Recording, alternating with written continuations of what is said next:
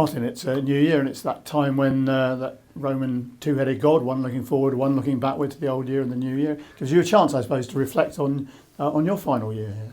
Yeah, I'm trying not to reflect too much, but you can't help but get to things. I think that might be the last time we do that, and I guess any reflections I do have in my last year here are really positive ones. You know, I've loved my time at the school. I've loved the way the school has connected with the community, and I've loved the support that I've received from the parents, the community, the staff.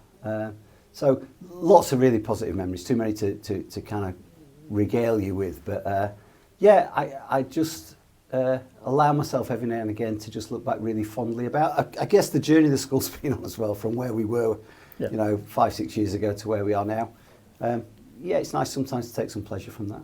Well, maybe in the future we'll have a chance to have a vlog with you when you can reminisce about yeah, those that might be times nice. But we're in the present, aren't we? We're January 2026, and the present is very important still, isn't it? Yeah, and the present at the moment is we've had quite a lot of visitors to the school.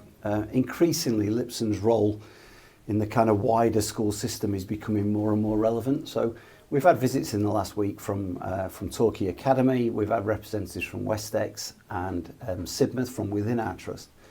But perhaps most significantly, we had a group of visitors from the DFE last week, and their feedback was just phenomenal, Rick, really. You know, some really good people telling us that it's one of the favourite schools they've ever been to. You know, you kind of take that all day long. And as I've always said to you, when people come round, it's nice if they get it, if they really get us, and not just what we do, but how we're doing things. So that was really pleasing. And they commented on the inclusive provision that we've got. And that kind of always makes me smile, because inclusion and belonging have become buzzwords again. It's just what we do. It's what we've always done. Really taking seriously our role within the community. So when the regulators, for example, talk about inclusion having to be at the heart of everything, that's great, because it is at the heart of everything we do. It feeds our curriculum, it feeds our teaching, and this kind of mantra that we'll do whatever it takes for our youngsters. We live it every day. I guess it's nice when you get some external validation of that. Yeah, absolutely. And of course, if we're looking at the past and the present, we ought to look at the future, the immediate future. We've got some PPEs coming up for the year 11. It's a very important time for them. Yeah. Immediate future is it's that time of year. Year 11s, year 13s, working really well. Really good culture in both year groups. Great news from the sixth form this week. Record number of UCAS applications, more than we've ever had in school before. So, just for the layman and me included, what sorry, does that mean? It just means that we'll have more people going to university potentially than we've ever had. So when we're talking about dream job, getting as many youngsters at 18 going away to get a degree or getting high-level apprenticeships, it opens those doors. That is really important for us, yeah. That's great to hear. And of course, you're on your own here today, but you have been working very closely all through the year, as people who've been following know, with Tom, who's going to take over from you. So Tom Goodman's not in today. He's on a study tour.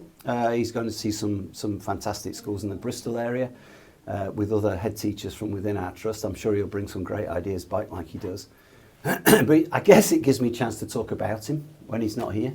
I can't tell you how well he's doing. I can't tell you how effortlessly he's kind of stepped into the role and made it his own.